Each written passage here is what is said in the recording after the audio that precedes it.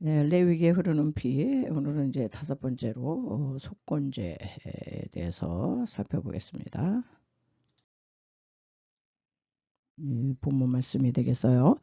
레위기 5장 14절 누구든지 여호와의 성물에 대하여 그릇 범하거든 여호와께 속건제를 드리되 너의 지정한 가치를 따라 성소의 서기gel대로 몇 세겔 은에 상당한 흠없는 순양을 떼 중에서 끌어다가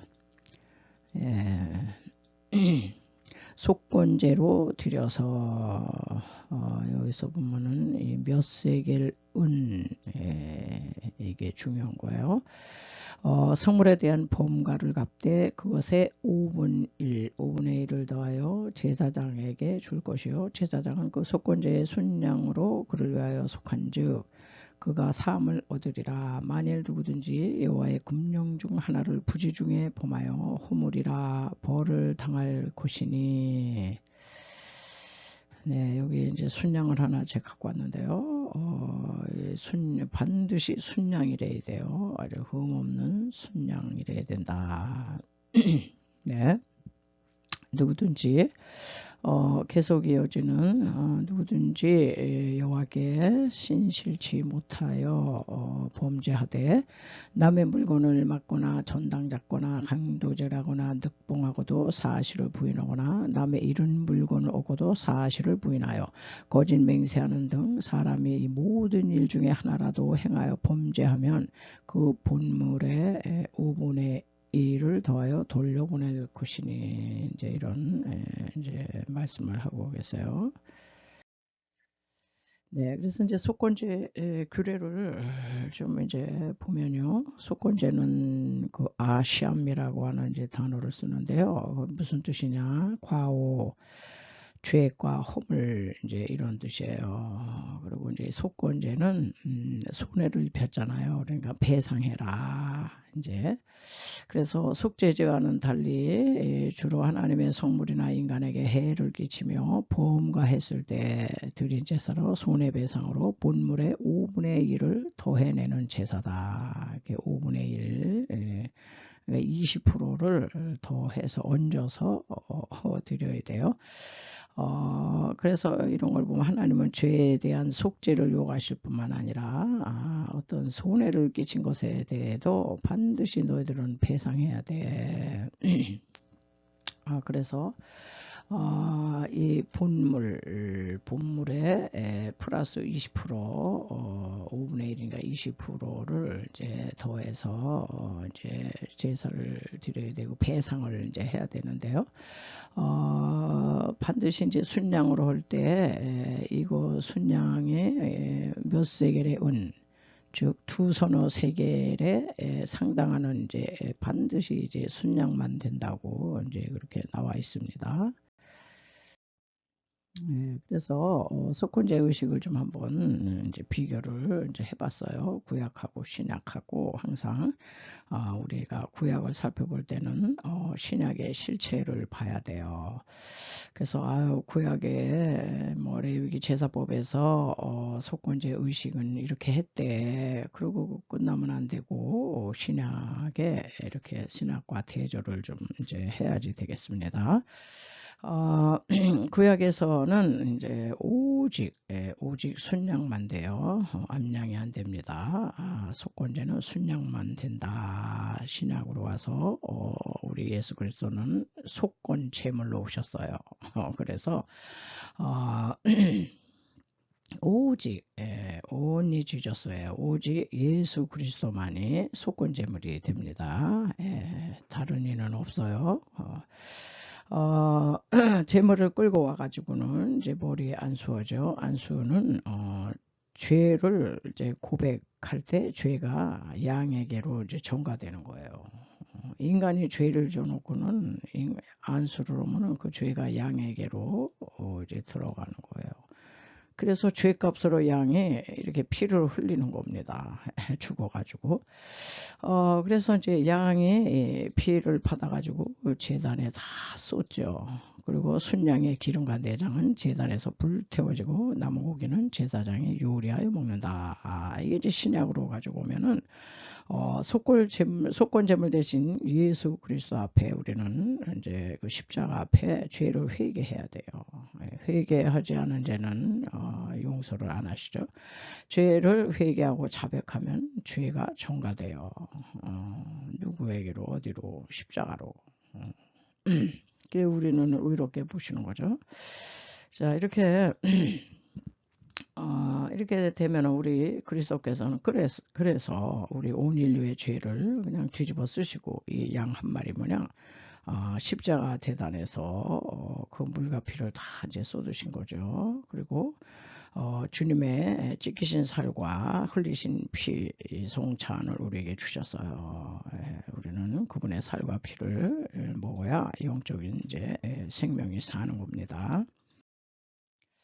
네, 그래서 속건제를 이제 드리는 예가 있는데요. 구약하시냐. 첫째는 어떤 때 속건제를 드리느냐. 일단은 하나님이에요. 하나님의 성물에 대하여 범과했을 때 여호와의 성물에 범과한 경우는 속건제를 드려야 되는데요. 왜냐하면 하나님의 권위에 이 해를 끼쳤다 이렇게 보는 거예요. 그래서 여기서 이제 이 범과는 이제 말이라는 이제 단어를 쓰는데 영적으로는 간통의 의미가 있다고 그래요. 간통. 그래서 그 구약에서 그 좋은 예가 아간이라는 사람이 하나님께 봉헌돼야 할 이 전리품을 악용한 범죄 가로챘잖아요. 하나님의 성물에 대해 손을 댄 거예요. 하나님의 권위에 해를 끼쳤다. 그리고 우시야 왕의 범죄는 뭡니까? 제사장권을 월권한 거예요. 자기가 그냥 향단에 막 들어가가지고 분양을 하려고 그래요. 분양단에 가가지고 제사장만 하는 건데 자기가 내가 왕인데 뭐 왕이 못할 게 뭐 있어? 그러면서 월권을 하다가 이번에 이제 문둥병에 걸렸죠.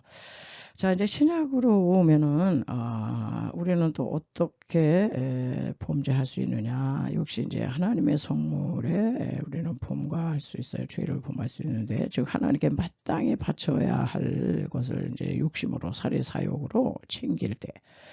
그래서 첫열매 이거 따먹는 사람 많아요. 이거 첫열매 하나님 건데 또 11조. 그리고 어떻게 또 서원을 해놓고는 이제 못해 이제 안 해요. 이런 이제 하나님의 것에 대해서 이제 손해를 끼칠 때 그럴 때 이제 속건 이제 제사를 드려야 돼요.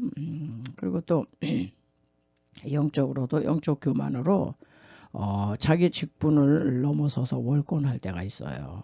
그래서 이제 교회에서 다 직분 주셨잖아요. 집사, 권사, 장로, 뭐 전도사, 목사, 선교사, 뭐 이렇게 다 직분을 이제 주셨는데 자기 직분 그 직분에 걸맞게 그 선을 넘지 말아야 되는데 그 선을 넘어서 이렇게 영적으로 이제 이렇게 교만해져가지고 월권하려고 그럴 때가 있어요. 그럴 때 이제 속건 제물을 드려야 되는데 우리는 뭐 우리가 제물 되면 우리는 죽으면 못 사니까 그리스도께서 십자가를 지시고 역시 속건 제물이 되셔서 이렇게 피를 흘리셨다. 그게 우리 주님을 그냥 늘 찬양해야죠. 예. 그리고 두 번째로는 이제 하나님의 성물이 아니라 이웃의 손해를 끼쳤을 때 이웃의 손해를 끼친다는 것은 그 이웃의 권리를 침해하는 거잖아요.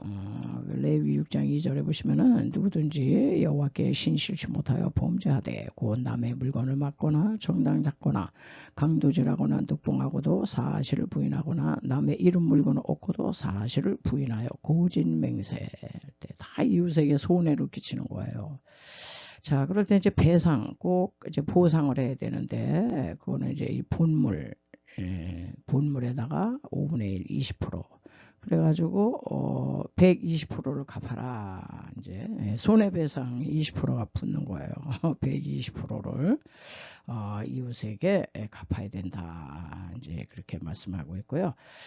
신약에서는 이제 구약에서는 이제 어떤 물건에 손해를 끼칠 때 물질적인 거기에 대한 이제 배상이지만은 신약으로 보면 좀 더 광범위한 범위까지 확대되죠. 그래서 하여튼 이웃을 이렇게 침해하는 거예요. 이웃을 모함하거나 비난하거나 정죄하고 욕하고 악플 댓글 달고 비방하고 시기 질투하고. 그래서 우리 이웃에 대해서 아주 심리적인 그 가해를 하고 심리적, 정신적, 물질적, 영적으로 해를 가하는 경우에 우리는 속건죄를 제물을 드려야 되는데 우리 대신 그리스도께서 온전한 속건제물이 되셨다. 그래서 아유 하나님 앞에 회개했으면 됐다 그렇게 하고 싶은데요. 그런 게 아니에요. 네, 그래서 이제 속건제 이제 배상 제사의 이제 의미를 좀 이제 알아야 되는데요. 첫 번째 배상 제사는 죄가 영적으로는 먼저 창조주 하나님께 진 빚을 배상해야 한다는 그런 의미가 있거든요. 그래서 이제 하나님께 그 해를 끼치고 하나님의 성물에 또 이웃에 어떤 그 해를 끼쳤을 때 이게요 재물을 이 두 가지로 준비를 해야 돼요. 이 오른쪽에 이제 제가 이렇게 그림을 갖고 왔는데요. 하나님께 바칠 재물은 물론 이건 반드시 순양이어야 돼요. 순양이고 그리고 하나님께 난 회개하고 나는 순양 바쳤어. 근데 이제 이 순양도 아무나 순양이나 되는 게 아니에요. 이게 다 값이 있어요. 보면은 몇 세겔의 은이에요. 그러니까 최소한 2서너 세겔 이상의 값어치가 나는 흠없는 순양.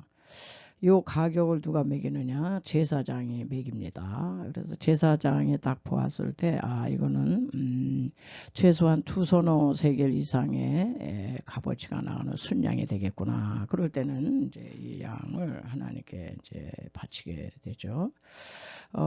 그리고 이제 이걸로 해서 끝난 게 아니고 이웃에게 배상할 값은 또 따로 치러야 되는 거예요. 자, 그래서 사회적으로는 이웃에게 손해를 끼친 것에 보상을 의미하는데요. 그러므로 배상제사는 수직적으로는 일단 하나님이죠. 하나님께 보상하는 것이고 수평적으로는 이웃에게 보상하는 제사다. 그래서 이제 속건제물은 수직, 하나님과의 나와의 관계잖아요. 이게 십자가가. 이것만 되면 되는 게 아니라 이웃에게 또 보상해야 돼요. 이 분물에다가 20%를 합산해 가지고 이걸 배상을 해야 된다. 이제 이런 얘기를 하고 있어요. 자, 그래서 이웃에게 손해를 끼치고도 하나님께만 속죄 제사 드렸다고 해결되지 않는다. 반드시 이웃에게 손해 끼친 부분에 대해서 분물과 함께 120%를 갚아야 한다. 오늘 이제 이런 말씀을 하고 있습니다.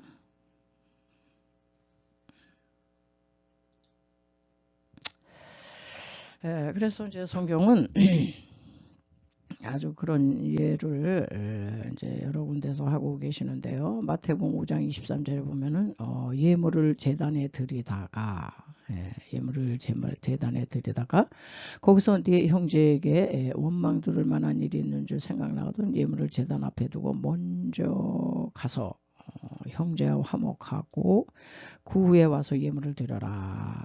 그러니까 이제 이 사람은 이제 인간관계, 형제와의 관계는 이제 개선을 안 하고 먼저 이제 이 하나님께 이런 이제 하나님께 예물을 드리려고 이렇게 갖고 왔겠죠. 그런데 그게 아니고 형제와 꼴끄러운 그런 이게 해결이 안 됐으면은 이것도 소용없다 이런 얘기예요.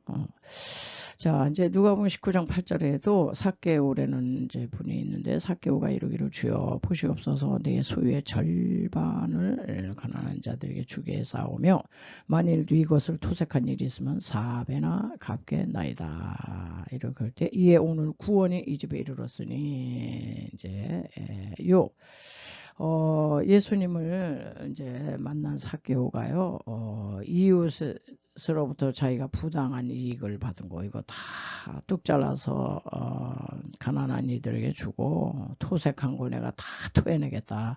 4배나 갚겠나이다. 이럴 때 구원이 선포됩니다. 구원은 이웃에게 잘못한 것에 대한 보상의 맥락 속에서만 이루어진다.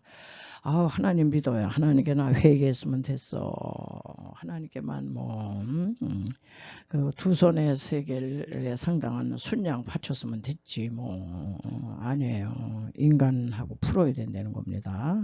인간에게 꼭 본물에 플러스 20% 해가지고 배상해야 된다. 이제 이런 이제 제사가 이제 속건 제사가 되겠습니다. 그래서 레위기는 아주 피의 책이에요. 피가 철철이 흐르고 있습니다.